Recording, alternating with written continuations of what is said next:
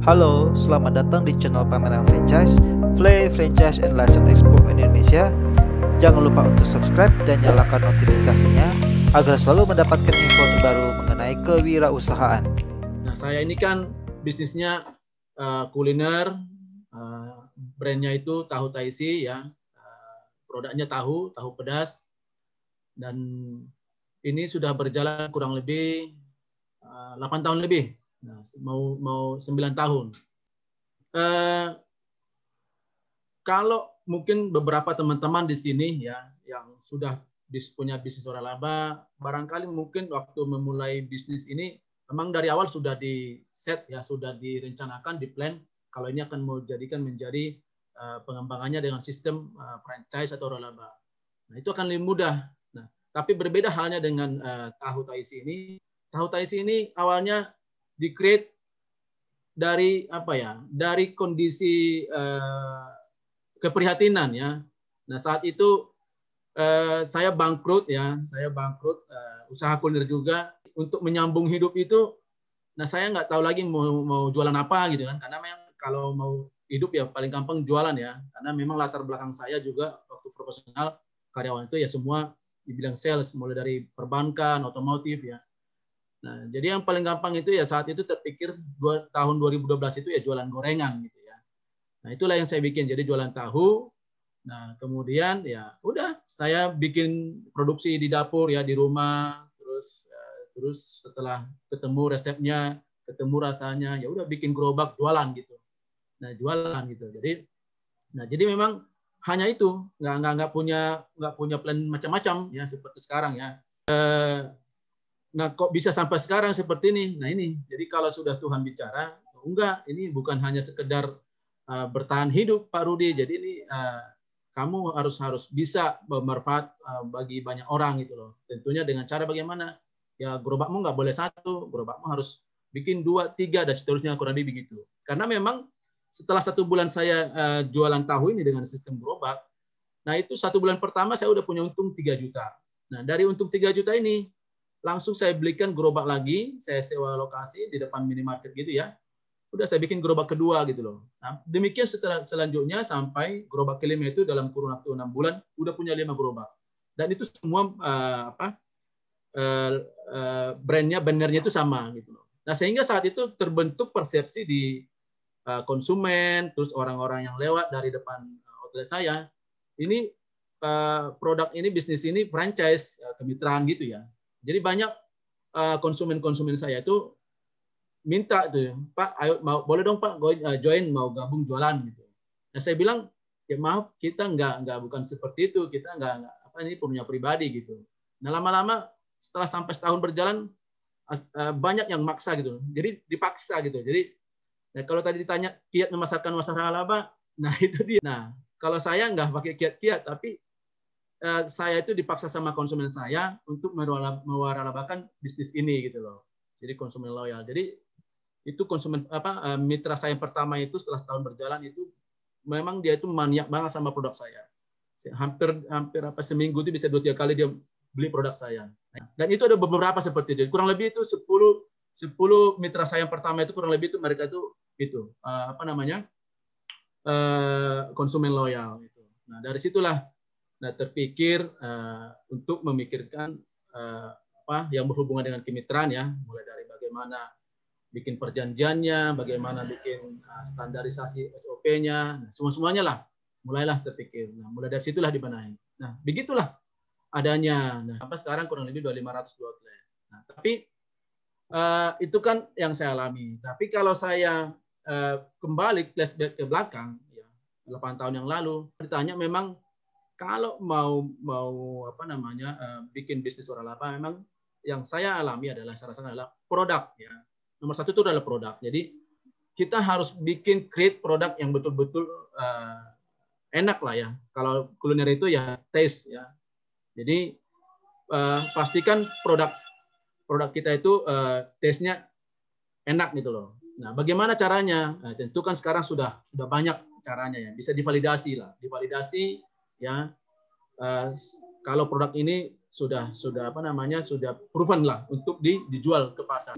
Caranya itu divalidasi. Nah, indikatornya nanti adalah repeat order gitu loh. Kalau sudah repeat order 50%, nah itu saya kira udah proven untuk jadi kalau dulu saya validasinya itu karena saya yang jualan langsung, ya saya tahu konsumen-konsumen saya yang repeat order itu saya tahu betul gitu loh. Nah, jadi dari situ saya yakin bahwa produk saya ini udah proven gitu loh.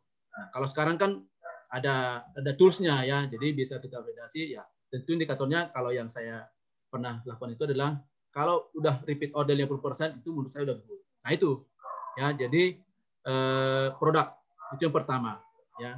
Yang kedua adalah menurut saya pasar ya, target market ya. Jadi kita harus tentukan konsumen kita siapa gitu loh. Nah dulu kalau kalau ada orang nanya atau media tanya, nah ini konsumennya tahu dari sini siapa gitu. Oh kita semua Pak, semua kalangan gitu ya. Mulai dari anak-anak, anak kecil, dewasa, orang tua, nah semua gitu loh. Itu kita senang. Nah ternyata ya kalau sudah nanti bicara promosi, ya itu malah repot gitu loh. Jadi semakin sempit range target marketnya, secara promosi nanti malah lebih efektif gitu loh. Nah jadi, saya pun seperti itu. Jadi lama-lama mulai belajar, dan akhirnya saya validasi juga gitu loh di lapangan. Sebenarnya konsumen saya itu siapa sih? Nah ketemu dari jenis kelamin, dari umurnya gitu ya. Jadi ini penting memang menentukan siapa konsumen kita. Karena mungkin bisa saja produk kita sudah oke gitu ya. Tapi karena dipasarkan dengan target market yang tidak tepat, nah itu bisa jadi berabe nanti, nggak maksimal hasilnya. Nah, jadi saran saya adalah hal yang nomor 2 adalah pasarnya gitu loh. Nah, ini kalau kita bicara waralaba, nah pasar ini kan ada 2 gitu ya. Pasar dari produknya kita sendiri, terus kemudian pasar dari bisnis sendiri gitu loh. Nah, jadi kalau waralabanya bisnis sendiri, tentu pasarnya beda lagi. Nah, kalau saya misalnya contoh waralaba tahu ya dengan nilai investasi kurang lebih antara di bawah 100 juta lah gitu ya. Nah, itu berbeda dengan nilai investasi yang di atas 100 juta. Nah, ini juga jadi cara untuk menjangkau investor yang di bawah 100 juta sama 100 juta pasti kan berbeda. Nah, ini perlu disegmentasi pasarnya supaya apa? Supaya kita bisa mudah menjangkau konsumen kita. Itu penting mengenai target market atau pasar ini. Terus yang ketiga yaitu promosi. Nah ini, jadi kalau dulu kan promosinya kan waktu saya mulai ini ada media cetak, ada media elektronik, ya sekarang ada media digital. Nah ini jadi, ini memang kalau kita sudah bermain di waralaba, nah ini harus kita mainkan semuanya. Ya, karena di samping nanti untuk menaikkan brand awareness-nya juga, ini juga nanti akan berpengaruh baik terhadap produknya sendiri. Apalagi kalau outlet kita sudah banyak gitu loh. Nah, semakin banyak yang tahu tentang informasi tentang kita, bisnis kita, atau tentang produk kita, itu nanti akan memudahkan distribusi dari kita punya produk. Nah, mengenai promosi ini, dulu yang saya lakukan apa? Itu tadi, dulu masuk ke media cetak. Nah, terus kemudian setelah media cetak, bikin websitenya, terus kemudian sosial medianya, ada Instagram, ada YouTube, ada Facebook. Nah itu semua di create gitu loh, untuk supaya banyak orang atau informasi tentang bisnis kita dan produk kita itu semakin tersebar luas gitu loh. Nah ini jadi mulai dari produk, pasar, promosi, itu yang saya lakukan dulu. Nah mengenai urutannya ini sebenarnya kalau saya melihat nggak ada yang salah, nggak ada yang benar ya. Nah kadang-kadang kalau orang kan ada pertama tentukan dulu pasarnya siapa, udah ketemu pasarnya baru bikin produknya. Ya bisa juga gitu loh. Nah, tapi kalau dulu saya lakukan seperti cerita saya tadi itu ya dari produk dulu. Nah sama ini juga mengenai promosi. Nah kalau promosinya dia kuasai ya dengan produk yang tidak bagus-bagus sama juga bisa gitu loh. Contoh misalnya sekarang ini di pertahuan aja sekarang itu tingkat tingkat persaingannya itu udah sangat ketat ya, dari mulai tahu crispy, tahu pedas ya. Sekarang tahu crispy itu orang-orang perusahaan besar udah turun loh ya. Ini sekarang tahu ini udah naik kelas sekarang. Kalau dulu kan orang kan mau bisnis tahu kan malu ya, karena tahu itu ya masih dianggap masih makanan kelas bawah lah. Nah, sekarang menurut saya nggak lagi, karena pengusaha besar juga sudah main tahu. Nah saya nggak tahu itu apa penyebabnya gitu loh. Nah, jadi saya sendiri pun di sini makin semangat saya gitu loh. Nah, saya sendiri juga tidak lagi saya udah apa namanya different apa udah bikin brand juga gitu loh, dari tahu pedas, ada juga tahu crispy, nah mereknya tahu Ninja. Pertahuan ini sudah mulai menggeliat gitu loh. Nah, kembali tadi ke promosi tadi, kalau dia menguasai teknik promosi ya, yang bagus, bagaimana caranya bikin promosi yang menggelegar gitu ya. Nah, dengan produk yang biasa-biasa bisa juga jalan sukses gitu loh.